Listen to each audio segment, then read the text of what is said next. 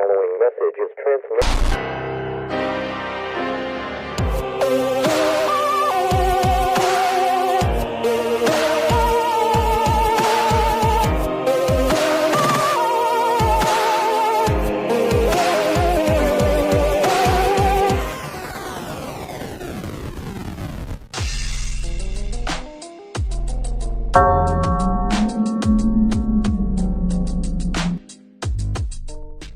All right, welcome back to the Order of Chaos podcast.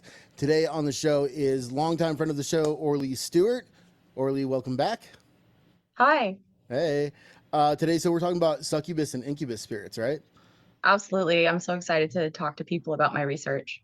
Awesome. I am too, because this is an area where I'm not an expert. I love talking to experts in the field of the occult when I don't really know a lot about the subject. Okay, real quick, before we get started, if you would like to support the show, please consider joining us on Patreon. Or if you would really like to dive into the world of magic and witchcraft, consider joining the Order of Chaos Mystery School Living Witchcraft program. It is absolutely fantastic. I'm super proud of it. Links will be in the description. All right, let's get started. So, okay, succubus and incubus spirits. I have zero experience or expertise in this. So if you don't mind starting us, just tell us what that is and how your work has, how your research has led you here. Absolutely. I work as a witch here in New Orleans, and my experience as being part of the magical current of the city has really helped develop my understanding and research with these spirits that can come into our lives and be as a companion to us. They are essentially a non-corporeal friend or lover. And there's a lot of lore, of course, of the incubus and succubus spirits across the world. There are many different spirit types that can have this kind of phenomenon. So when we're looking at them in the sense of being a helpful spirit, typically this is going to be one that is conjured specifically through very carefully articulated magic, even in a sense, chaos magic through our own energy, combined with ceremonial magic, with work that I have done to put rituals together to achieve these means. And when it comes to the succubus spirits, usually what people will initially think about are, having sleep paralysis, and these spirits come to you and drain your energy, and it's some kind of unpleasant experience. Now, there's other ways that they can interact with us that are not the same kind of spirit. So I like to look at it where there's different groupings. So there are the ones that can be in this sort of predatory nature that are out almost like a cryptid type of entity, right. Lower level spirits even that feed off of our energy and our emotions. And this is something that isn't just succubus spirits, but this is something that happens all the time to people, especially if you're more magically inclined. It will happen to you more heavily, so you have to be really aware of that and protect yourself from it. However, there are spirits where they can have an interaction with you where the energy isn't just being drained from you to them. The energy becomes like an empowering cycle. So the spirit will connect with you. They will enjoy your energy and your work with them in the world. And then they will give you back energy in moments of intimacy and in other ways in your life to help enhance it and even enhance your psychic abilities and overall connection to the spirit realm and non-ordinary reality through having this very, very close and sacred connection based on love to these entities. Okay, so now I've generally heard of succubus and incubus spirits, and I think most people, if you watch like paranormal YouTube at all, and you're not deep into witchcraft YouTube per se, then you're going to perceive these entities as being vampiric or parasitic, right? That's how they're always Hmm. depicted. So there is that, right, is what you're Hmm. saying. But then Hmm. there's also a higher level of this type of spirit when you're in a reciprocal relationship that's intentional. 100%. And my work was initially sparked almost 20 years ago.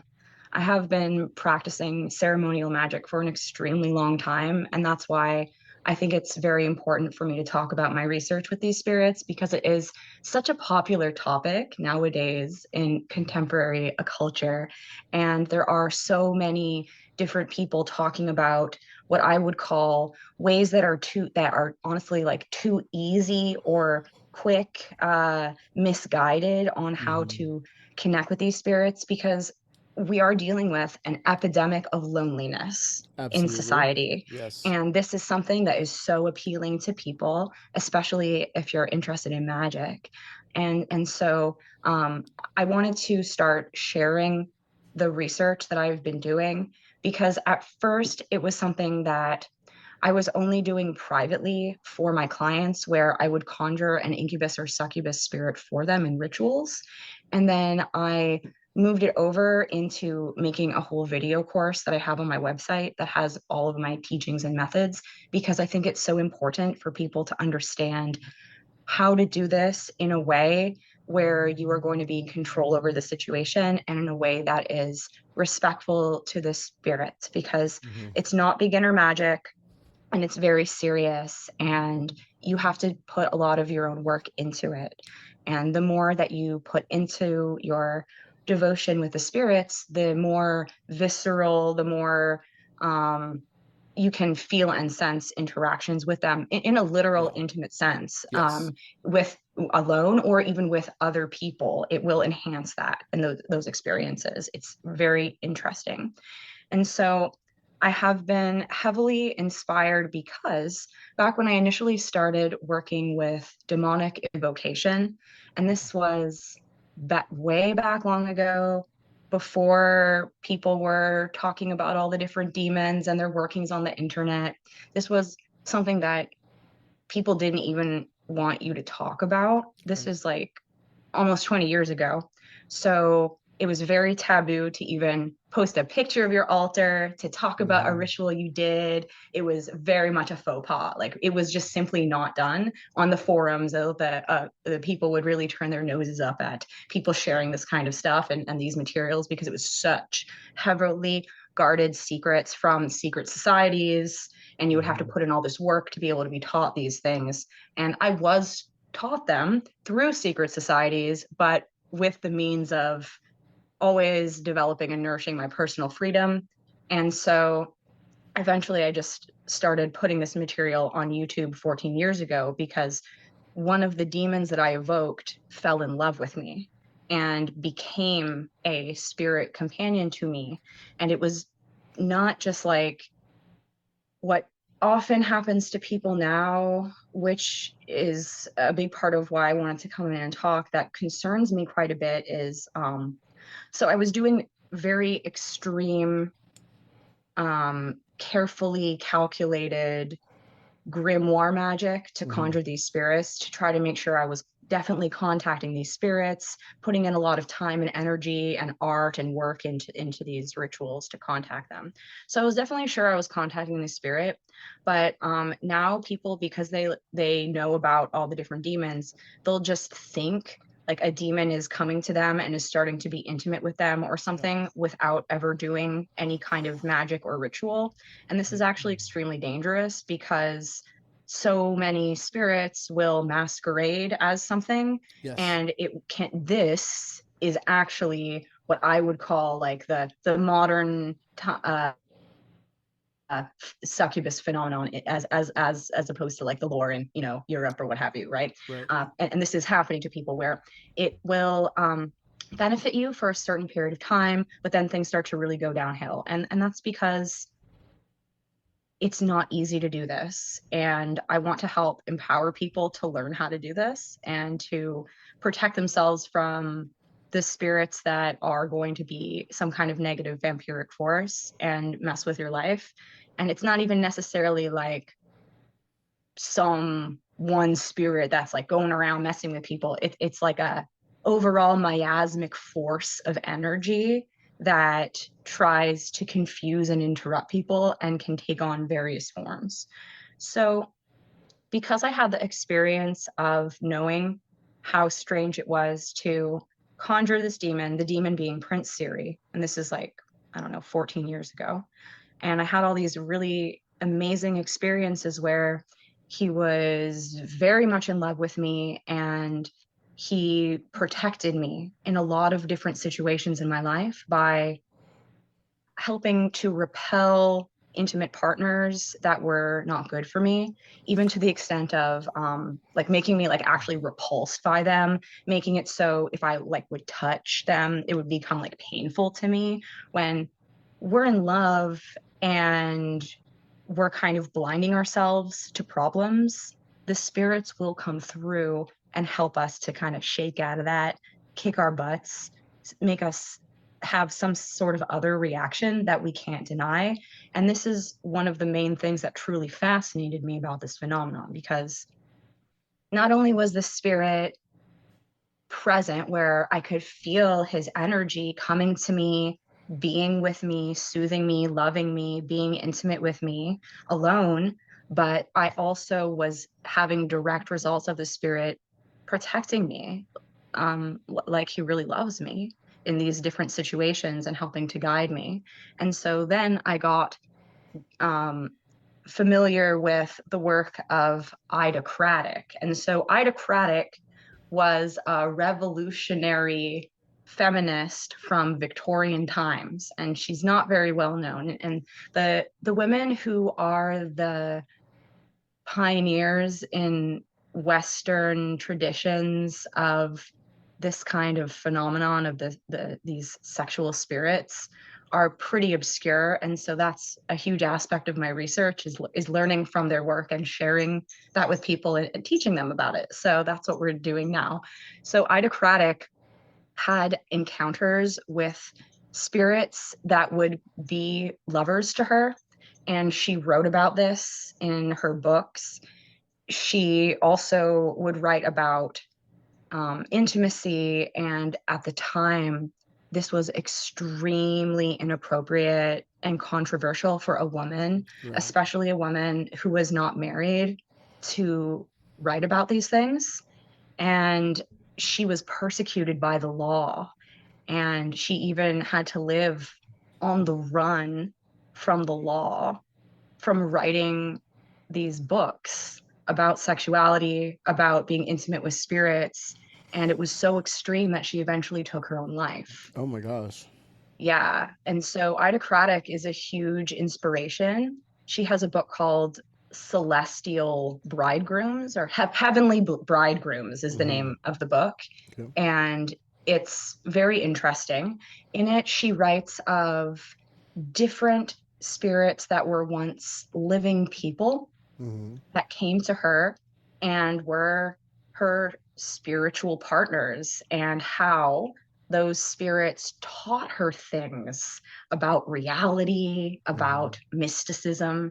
And of course, this is also like right around the time of the spiritualist rise in Victorian times. So people were pretty interested in these kind of things. And so she was very revolutionary in her work. And when I learned about what she had encountered, I knew that there was definitely something to this, because I really didn't have any point of reference to this at all. Right. There was no place for me to go where I could like watch videos about people who had these kind of experiences or talk to other people that did. It was through her Yeah, book. there's no section in the Goetia that says what to do if a spirit falls in love with you. That's not there.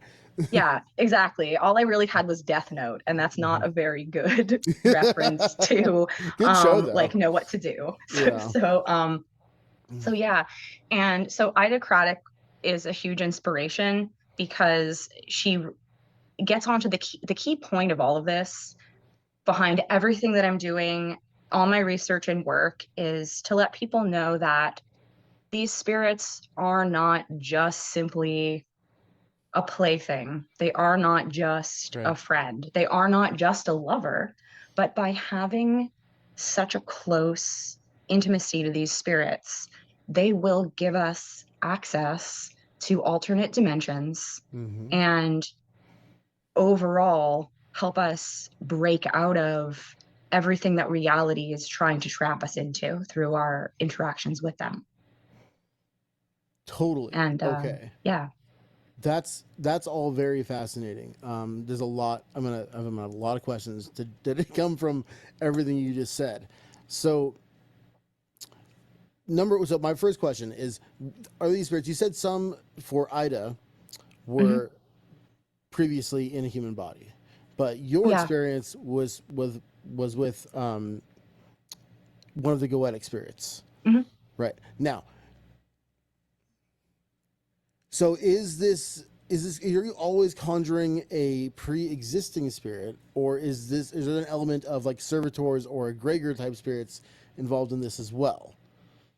Yeah, great question. And so this gets into my research of categorizing the different types of spirits that can perform this incubus/succubus phenomenon. Mm-hmm. So there are spirits of the dead. The spirits of the dead, they got nothing but time and they love sex. And so because they're people, Well, but they're yeah, and also it's super dangerous. Yeah. for sure. But I would Yeah. imagine. Okay, so let me tell you Mhm. about an experience that I had because I lived in a haunted house in San Francisco, and I chose to be homeless rather than continue living there. One of the things that would happen that was probably the most not it was the second most terrifying thing that happened, and I've already talked about this on this podcast. I'm not going to get all into the whole story, but one of the things that would continuously happen would be if my partner and I were having sex in that room. It was right up in our space, and it was watching, and it was angry, and we Mhm. could both feel it, and it was truly terrifying. But that's one of the most creepy and vivid memories I have of this particular spirit.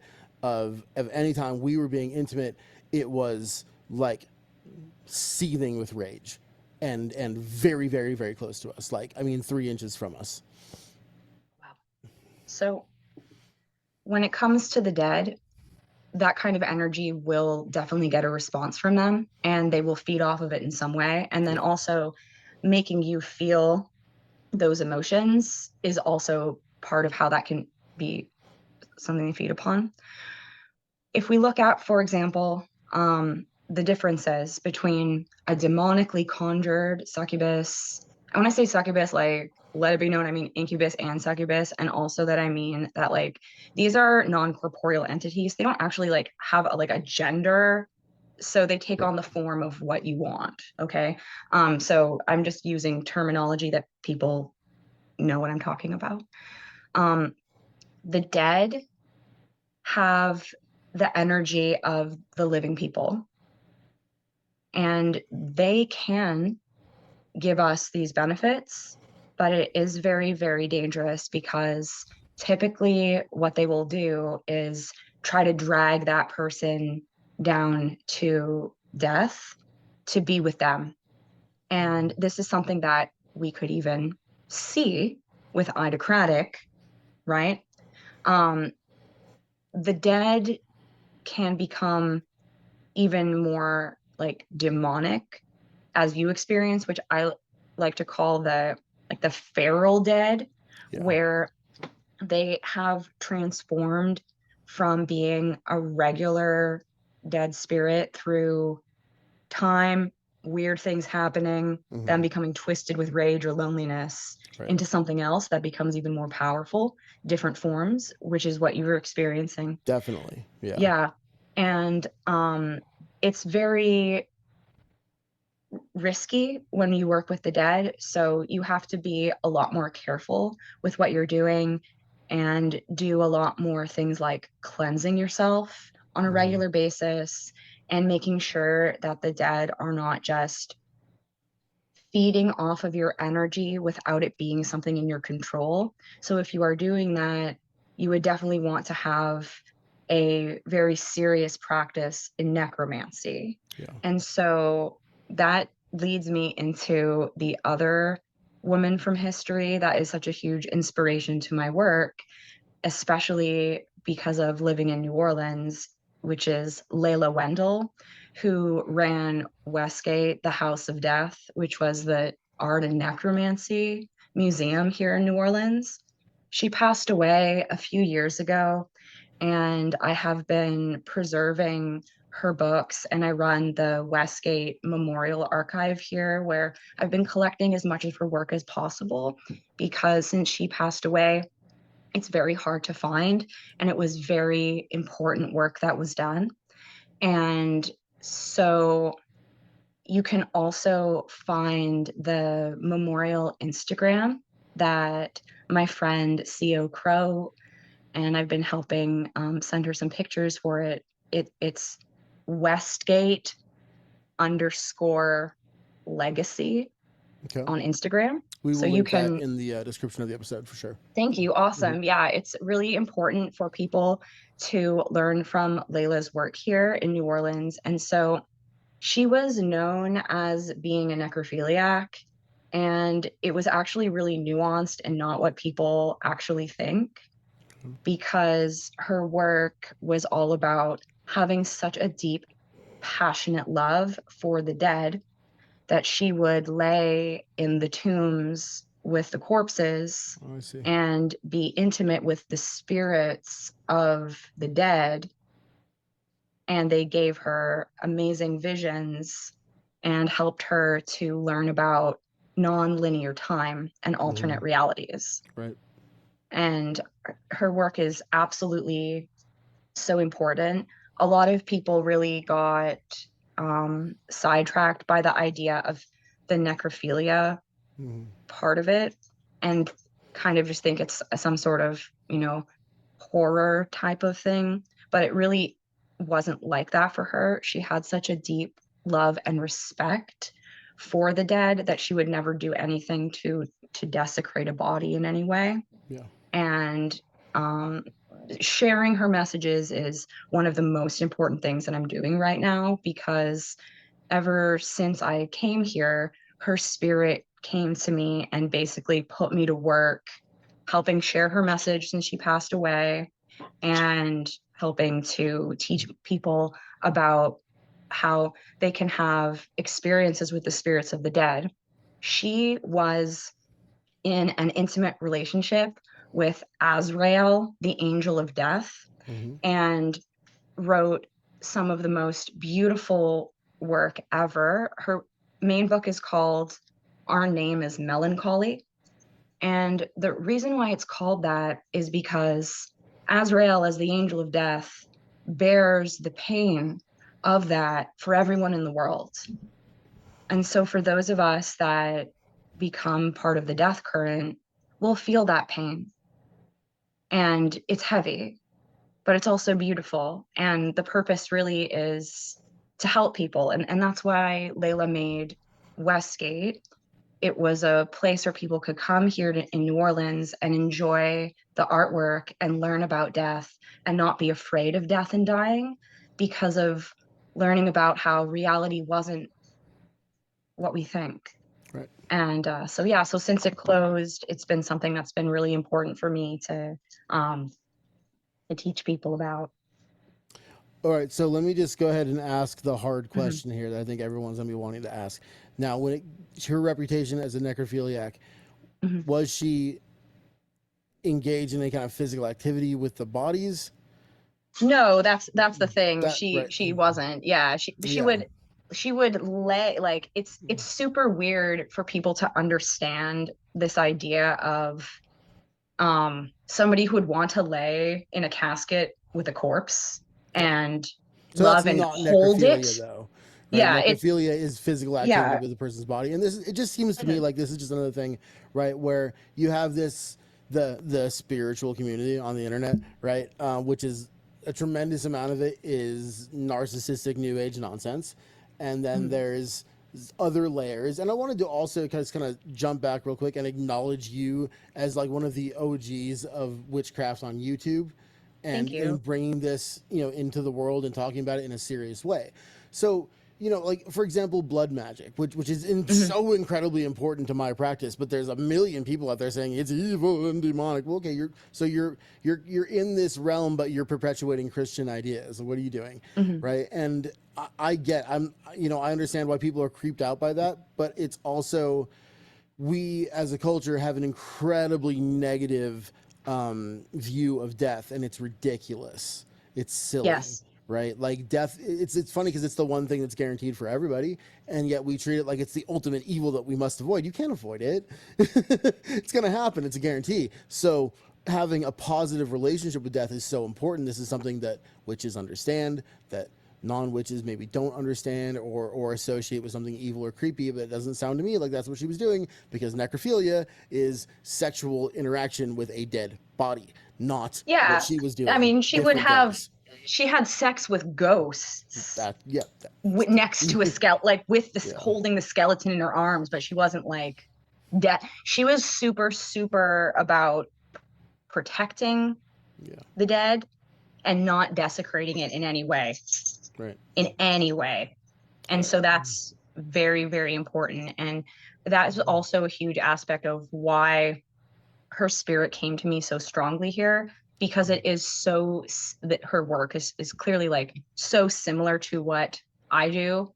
She is the one that had added me on Facebook before she passed away from what I have been doing, because it is so similar. And the idea is these spirits come to us. And so so that being said, she did write about what you're saying. So the bones were a catalyst to having these kind of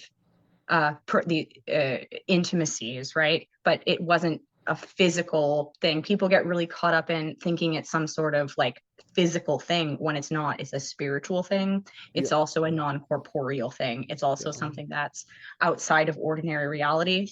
And if you haven't experienced what that's like, or going into some sort of super deep trance state, then you wouldn't understand, or you might just think it was some sort of fetish or something, right, when it's actually about like not the same that thing. process. Yeah. Not the same thing at all, because necrophilia is it's a mental illness and a sexual fetishization of dead bodies. It's not what she was doing.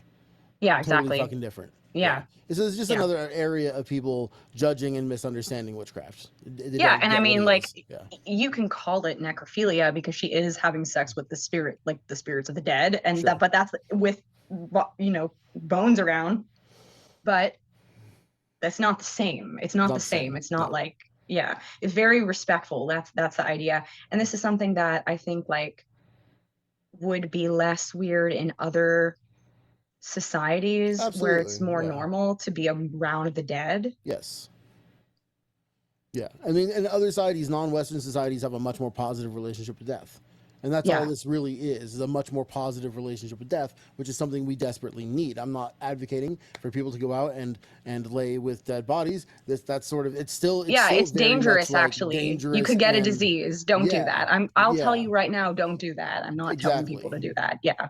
But, you can look at, there's in Tibet there's entire temples made of bone and skeleton, of real human remains, right? And it's to honor them. It's not anything macabre. It's honoring the dead. Yeah, exactly. And her art really expresses that in an amazing way. She was a incredibly prolific painter, sculptor. She made all different kinds of artwork that depicts death and other worlds, and how she had these incredible visions of other realities and how we can access them through different places in the earth if we're opening our mind and paying attention. Hang on a second. My camera did that. Okay. Anyways, it's fine. It got haunted. Yeah. It's just every Mercury retrograde. I get that, and I get the, my monitor is blinking in and out. But I do that all the time also. It's our prana. So I have noticed it's just a weird thing, but the more you get involved with magic, the more you interfere with electronics. Yeah, I had to move my television out of my bedroom because I kept accidentally turning it on. Yeah. Yep. Stuff like that. It's a good point. Okay. All right. So my next question about this whole area. So, where your research has kind of picked up where she left off, I take it, and you've Mhm. continued on with this. So I'd love to hear what your personal experiences, what have you brought forward that's new, what has been surprising and important to you. Sure. So I have a very interesting combination of things in my spiritual background that come from having a very heavily religious upbringing. So I learned a lot about Bible things, and I like to take that and incorporate it into my knowledge of serious ceremonial magic to create things that are heretical Mm-hmm. involving different spirits. So I was inspired by my initial situation with the demon where he was intimate with me. And so I was thinking, okay, these spirits can be helpful because they have a motivation, and that motivation is they want to experience the world through us. And they also are going to be more powerful, have more abilities than something that came from like a person or something. So I wanted to create a formula for conjuring these spirits using all of these things together. Mm-hmm. And so I put together a ritual that has a lot of different spirits that get called upon. Mm-hmm. And so a big aspect of it involves King Asmodeus, who is a spirit of lust. And he also helps to oversee the entire ritual ceremony for me. And then I incorporate Samael and what are known as the angels of prostitution or the brides of Samael from the Zohar. Mm-hmm. So these are the infernal queens that represent these aspects of the dark feminine, the sacred, hidden lunar mysteries of lust and sexuality. And so Lilith, Nama, Agrat Bat Mahalat, and Eshat Zenunim are Mm-hmm. the spirits that I call upon.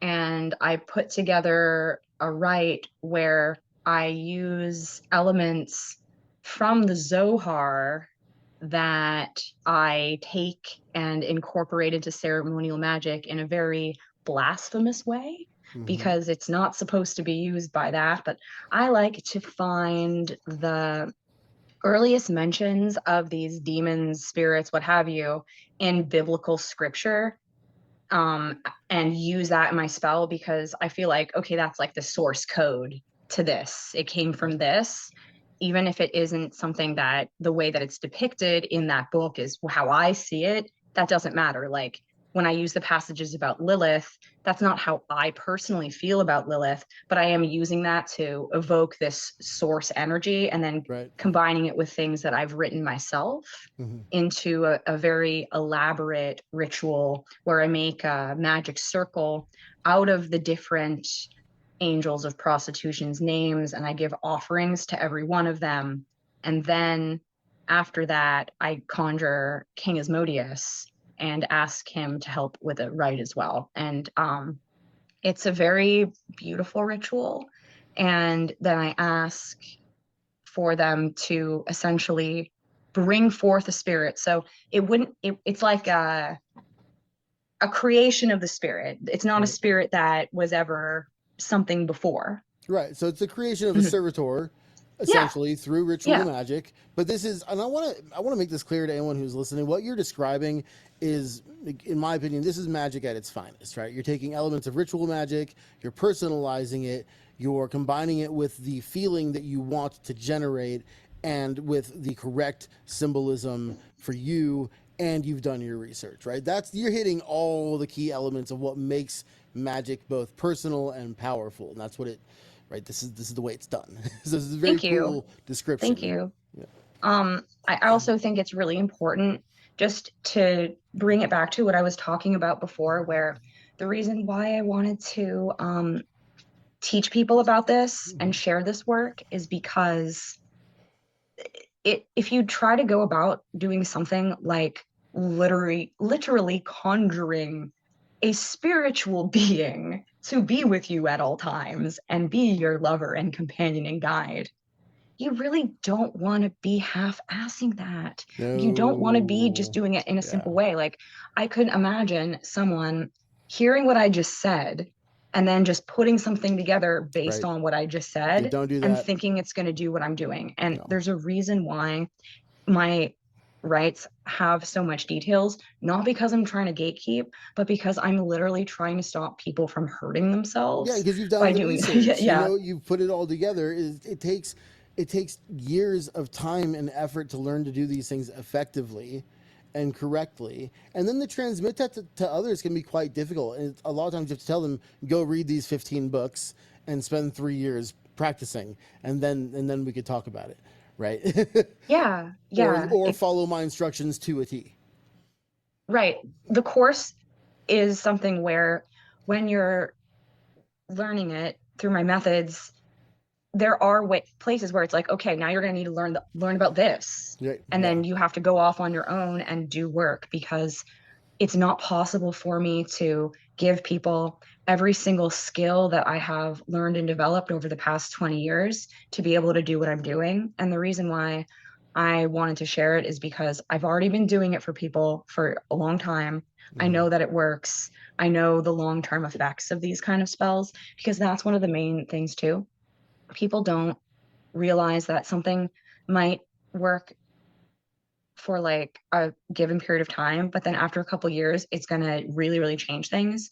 And a experienced witch is going to look at things in a much greater scale of a period of time versus a short period of time, because we know that time is an illusion. So it's a huge aspect of that as well. Um, and a big part of doing this kind of really serious magic and actually being able to interact with the spirits and conjure them and have a good life is also taking care of yourself and being healthy and not getting diluted with the grand vastness of the spirit realm and getting lost in that, because Right. that's a huge key on how I've been able to sustain myself for so long doing these things. It's Mhm. really important to think about that and how the things that we do in our day-to-day regular life really will impact your spiritual practice overall. Oh, absolutely. Yeah. Yeah. So you have a course that you've put together where it teaches people how to go through this process step by step so they can Mhm. conjure these spirits for themselves. Um, now, are there prerequisites? Do you feel that there's any prerequisites for your course, or just like a general, some magical ability and practice? Who would you say this is for?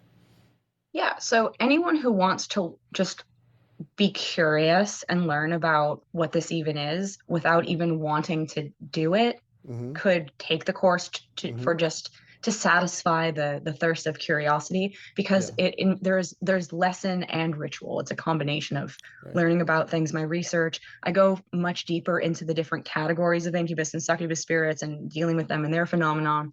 And so anyone could do that, but if you actually want to do the rituals, and it's not just the summoning rite, but I also have created many different spells that are very much chaos magic, Mm-hmm. energy work, intimate energy work with the spirit to develop your connection stronger. So Mm-hmm. you would need to be someone that has the ability to do these things, Mm-hmm. to have a space where you can do some ritual work Mm-hmm. without being interfered, without having to hide this from people, Right. um, and to have some understanding of what magic rituals are like and not being afraid of them, I Right. would say is the Yeah. prerequisite for that. Absolutely, and that's a prerequisite, I would say, for being effective in magic. Period. And it takes time, right? But you can't operate from a place of fear. It's not. It's never going to work out. Right? You Yeah. can do some things from a place of fear. You can have some magical effects, but your magic becomes much more powerful when you drop that fear entirely. Yeah, 100%. And of course, it's important to be weary of Yeah. things and Mm-hmm. skeptical at all times. But if you are new in magic and you've never summoned a spirit before and you've never done a spell, then I would definitely suggest practicing with something that is more simple than Mm-hmm. doing this, because it is quite an involved ritual. Mm-hmm. Especially for people who have already conjured demons Mm-hmm. through some method of ceremonial magic, this will be like wonderful for them because Okay. they could just go right into doing it. But it also is full of resources for people who are new into spirit evocation and Mm-hmm. would like to start learning. But then I would say, and I do say in the course, you need to take time to learn all the different parts. People can watch it as much as they want, so Mm-hmm. that way you can just Oh, look cool. at So the they don't parts just get over. each video one time; they can go back and watch it, and Yeah, that's so important. That's so yeah, good. I have it so they can watch. You can watch the videos over and over again Yeah. because it is very complicated magic. So Yeah. you want to watch it again, and then I do different examples. And people say like, okay, like if we have questions, what do I do? And then I'll say like, you just really just want to watch the course Yeah. because it does give you everything in there. So just if you're a beginner and you watch this course that's hours and hours long and you've never done a ritual before, you are going to need to go back and watch it Yeah, again. watch it more than once for sure. Yeah. Yeah, that's so important. And as a course creator myself, something that I've really noticed is I've taken courses, I've created courses. The one thing that there are many things that are very annoying to me about the way some people do their courses, but one of them is when you pay a good chunk of money for something and you lose access to it after the time period is up, or you get each video once. That and then they want you to pay for it again, right? So when Mhm. I do my Living in Witchcraft course, it's a month-long intensive. I teach it live, but all the students get the recording the next day in the email, and they get to keep them forever because they're gonna have to go back. I talk really fast. I talk really fast for an hour a night for a month, and I expect that they will go back and watch the videos again. It's so important. Yeah, exactly. Because especially when we're getting into really heavy advanced topics, Yeah. there's always going to be things that you might have missed. Yes. And it can help you to really refine what you're doing to be able to go back and look at that as a resource to help you. Yeah. And then you might connect dots the second time you watch it that you didn't connect the first time because you were taking in all this information and maybe they didn't connect quite right. And so every time you watch it, it's like a great book. I've read some of the books I read, like for the Kabbalion, for example, right, which I've read over and over and over again. I still find new things to extract from it each time I read it. Yeah, absolutely. And my background is actually in the video arts. That's what I went to OCAD Mm-hmm. for integrated media and really focused on video making. Yeah. So I like to have my passion for making videos Yeah. extend into this. Totally. That's really, really cool. And this is, one in a series of courses that you have available, right? Yeah, absolutely. I also have a course that teaches how to do straight up demonic evocation. And this is from my perspective as what I guess people call nowadays an infernalist, as a person who loves demons, but also wants to have an educated approach to conjuring them, where I look at the Ars Goetia, the Lesser Key of Solomon. I go through and I find all the parts of it that are helpful in Mm-hmm. structuring rituals and teach people how to work around the religious trappings in those grimoires, Right. because with a lot of those old grimoires, what people don't understand is the reason why they lasted through time is because they were full of religious scripture Yes. and religious warnings and religious methodologies. And Yes. that's why they didn't get destroyed. So you can look at it and recreate it from an educated sense, following the formula and making it in a way that actually works for you. And so I have that for people who want to summon demons. And then I also work as a tarot reader. Mm-hmm. And I developed a course that is specifically for witches that want to learn tarot. Mm-hmm. It's the tarot magic course. So it teaches you how to learn tarot with any card to Mm-hmm. develop any deck of cards. Yeah. So I use the Thoth deck as an example through Mm-hmm. teaching because it has just so much. It's so Yeah. lush in every card. But the way that I teach it is like any deck that you want to use, You can follow along with the course, and then I show how to work with the cards in your spells and rituals Hmm. to conjure spirits and to develop your psychic abilities in spirit communication. Awesome. Yeah, and that's really important. And I think that that's an aspect of tarot that is kind of underdeveloped and underappreciated, because the tarot is a hyper sigil. It's a 78 card hyper sigil for one thing. It is, I mean, it's many things.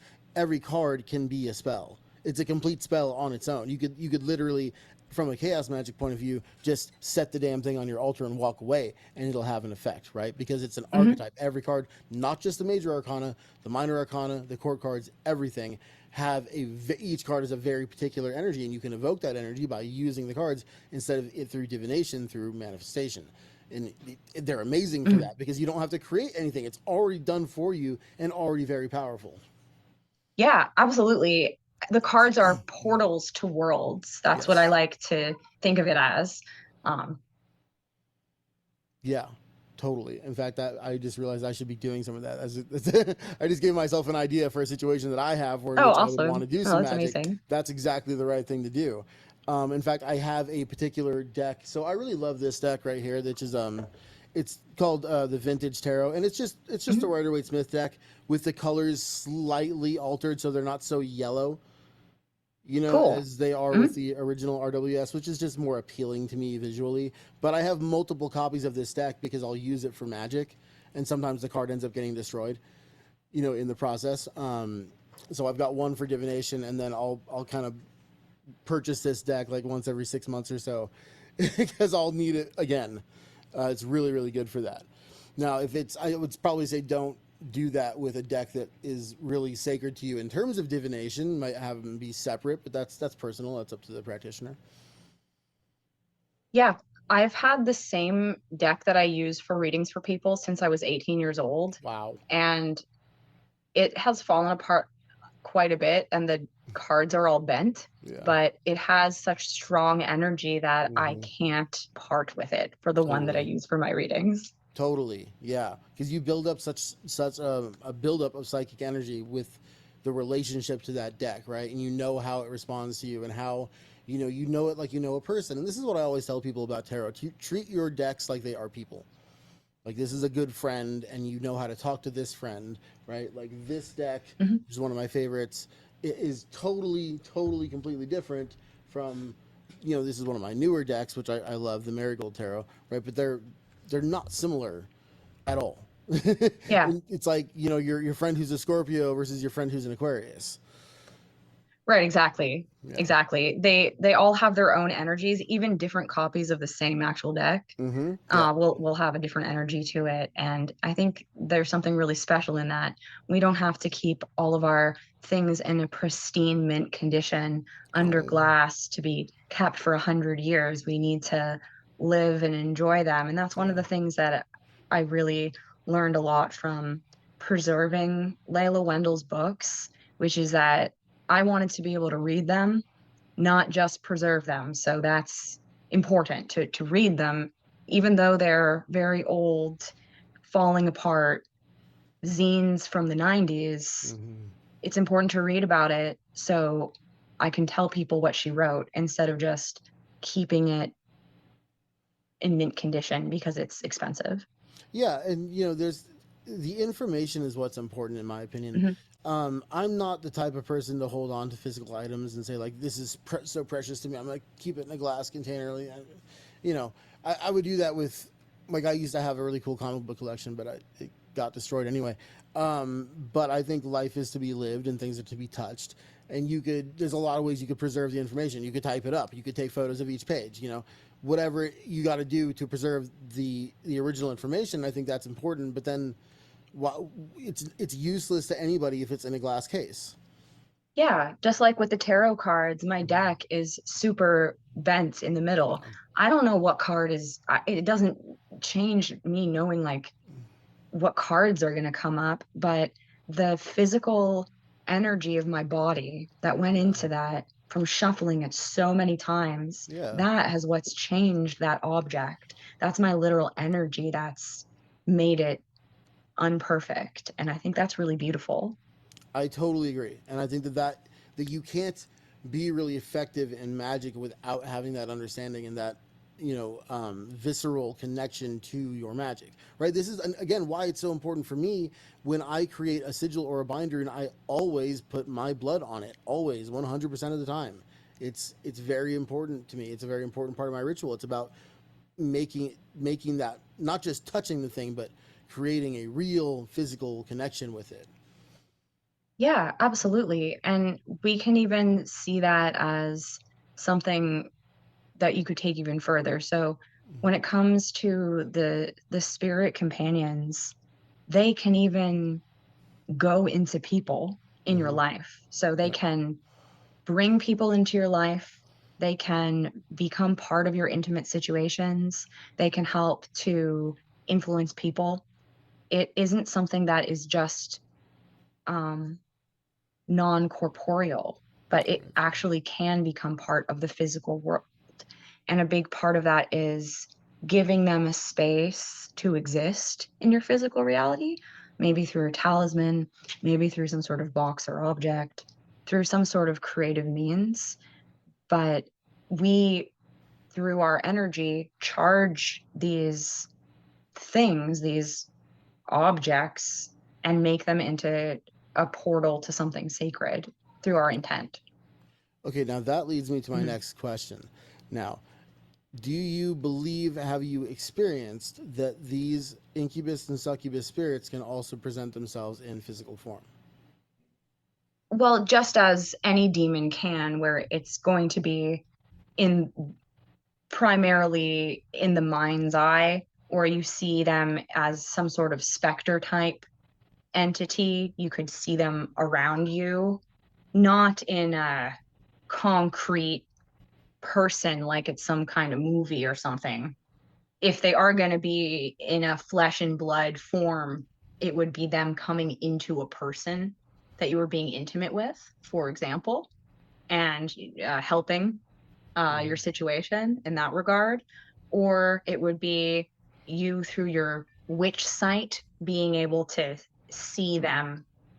Right. And there's grave consequences from these things for Yeah. people. And it's, yeah. And then my work with the succubus spirits helped my life so much after I opened my eyes, I got real with myself, and I stopped letting myself be in situations where I was letting people that were like unworthy of me Mm-hmm. being around me. Yep. Yeah. Absolutely. And that was a huge part of the lesson that I learned also is to know your worth.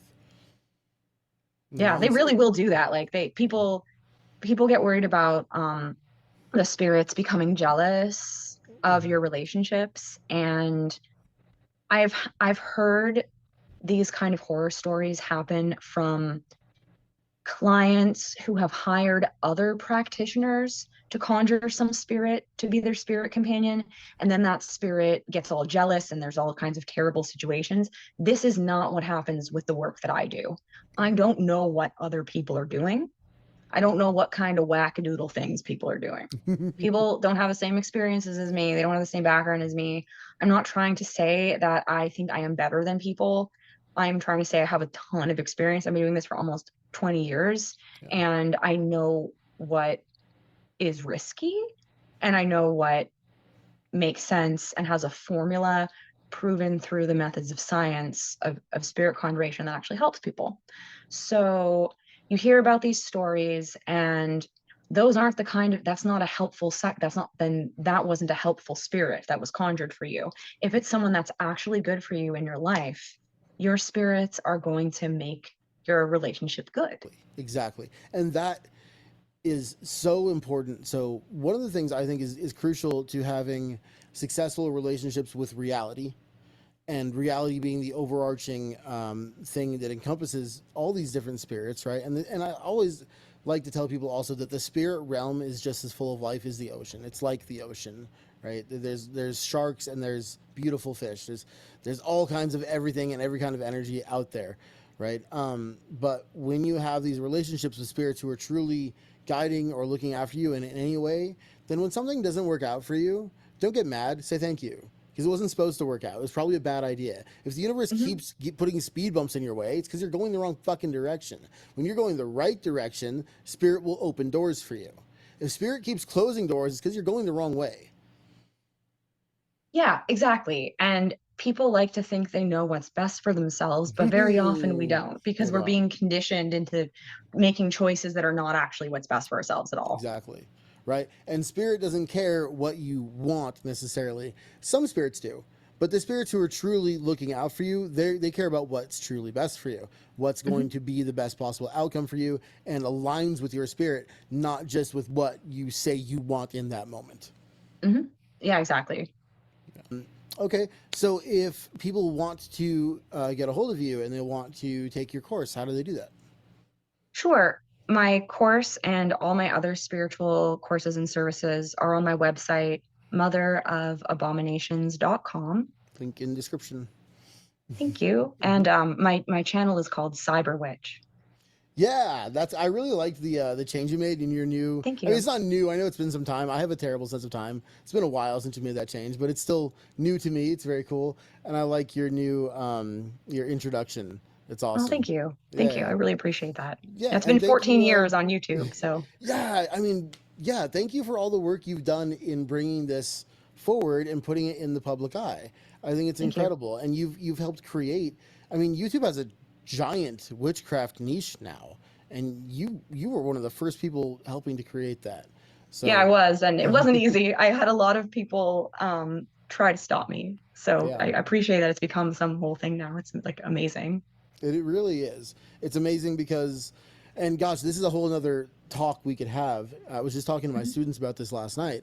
We're moving into this very new paranormal magical paradigm. This is going to be the world we live in, right? Where understanding magic is going to become a survival skill Yes, because people around you understand it, because exactly. it's proliferating in a way that it never has before. It's the new frontier. It is. Yeah. Well, Orlee, thank you so much for being on the show. I love talking to you. You know, I think this is your third time on. I think so, yeah. I definitely want to talk to you again in the future. I don't think we ever run out of cool shit to discuss. So thank you again. And this was awesome. Thank you so much. Yeah. Bye, everybody.